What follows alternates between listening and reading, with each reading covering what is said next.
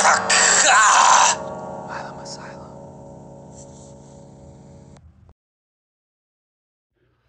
What's up, everyone? I'm Timothy Alman Jr. You're watching Milamasylum. Thanks for tuning in, checking out this review. Cocaine Bear. So, on Peacock right now, you can watch Cocaine Bear, but I also recommend that you watch the documentary, which goes into more detail or further detail of the truth. So when you watch both back to back, it doesn't matter which order.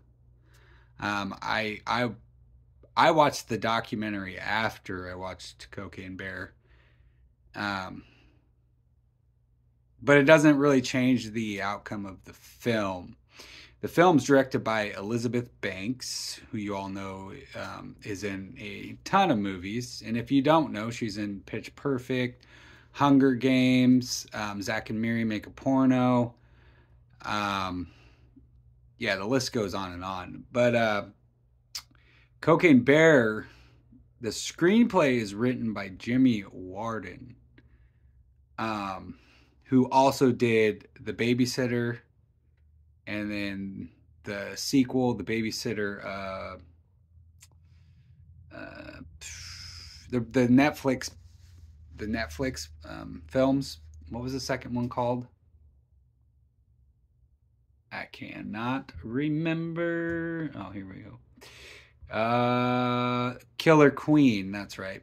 Which are both great films. But the writing in Cocaine Bear was actually really phenomenal.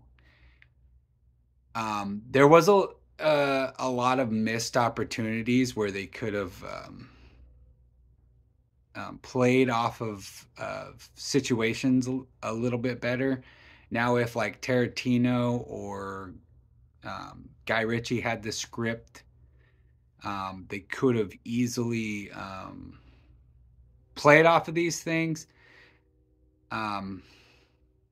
Now, having said this, the film itself is just ridiculous. Like, it's so out there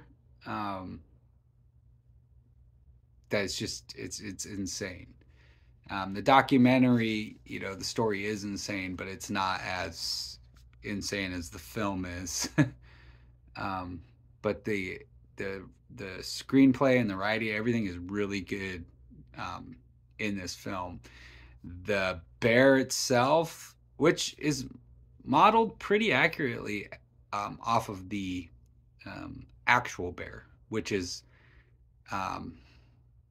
actually stuffed and in a museum.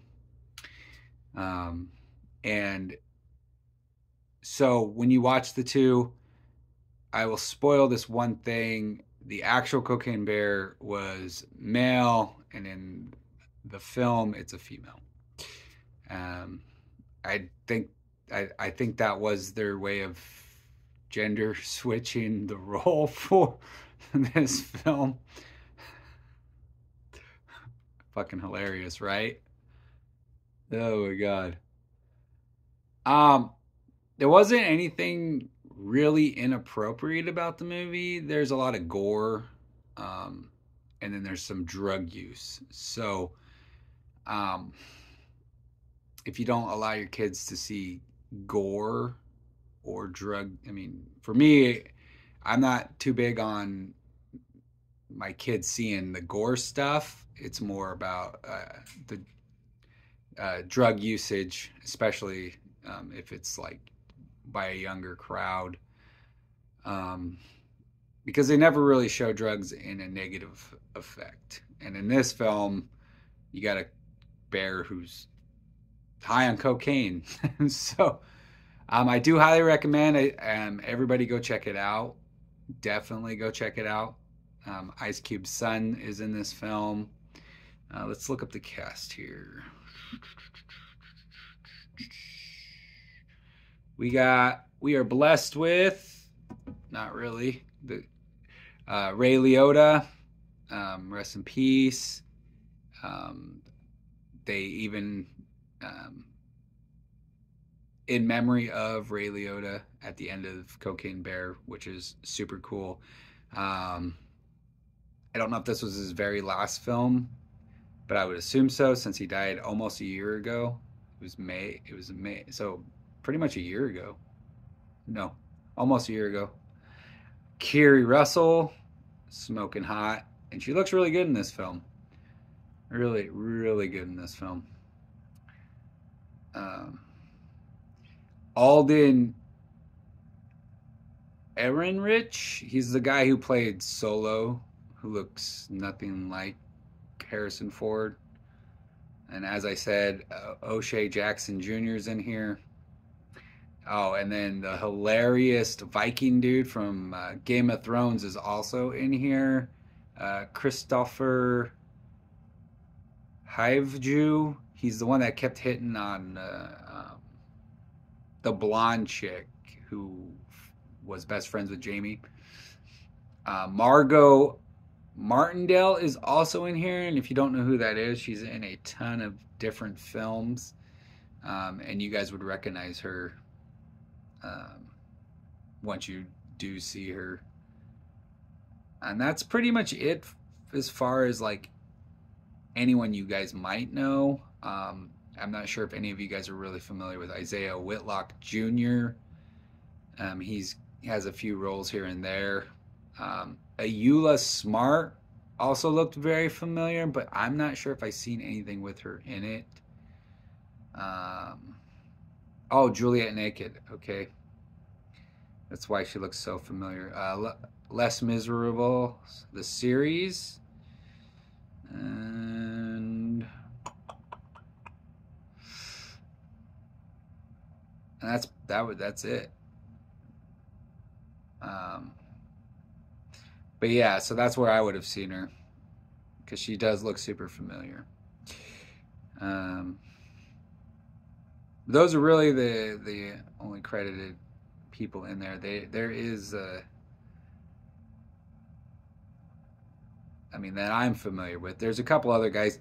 Jesse Tyler Ferguson, he's also in it, and he's had a couple roles here and there.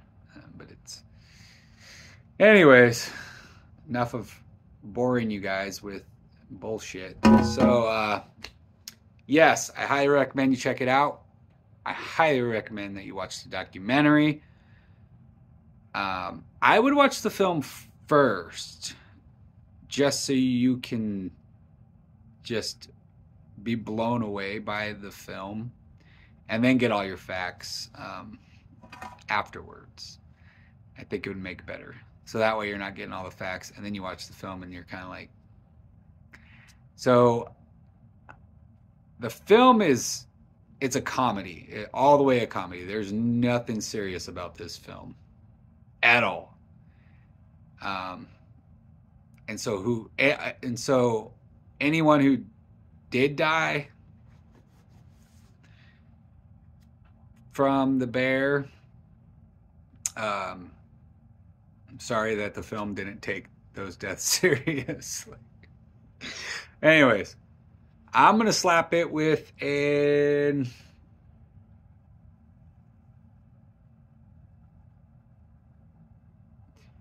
8.2 out of 10.